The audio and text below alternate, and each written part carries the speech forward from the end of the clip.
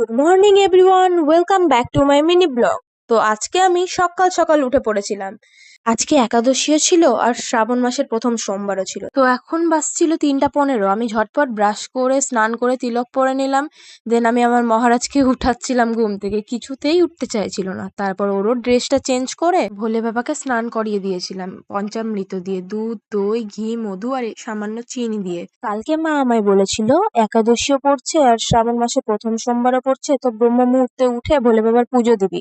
তো আমি স্নান করিয়ে পুজো করে একটু সামান্য আরতি করে আমি আমার ভাইকে উঠাচ্ছিলাম। আজকে আমাদের ঘুরতে যাওয়ারও কথা ছিল এবং আমার ভাইয়ের আজকে বার্থডেও ছিল। সে তো কিছুতেই উঠতে চাইছিল না, দেন তাও আমি ওকে জোর করে উঠালাম। Happy birthday.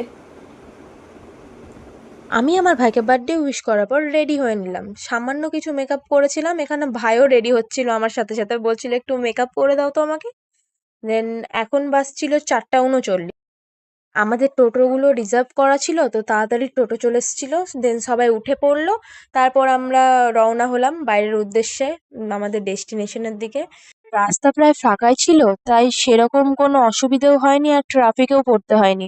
দেন আমরা গল্প করতে করতে অনেক মজা করতে করতে স্টেশনে পৌঁছে গেলাম এবং আমাদেরকে বেশি দাঁড়াতেও হয়নি, খুব তাড়াতাড়ি ট্রেনটা চলে এসেছিল।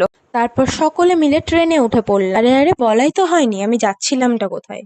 তো তোমরা যদি জানতে চাও আমি কোথায় গিয়েছিলাম অ্যান্ড সারাদিন কি করছিলাম, তো সেটার জন্য পার্ট 2 কমেন্ট করে দাও এবং আমার চ্যানেলটাকে লাইক অ্যান্ড সাবস্ক্রাইব করে দাও।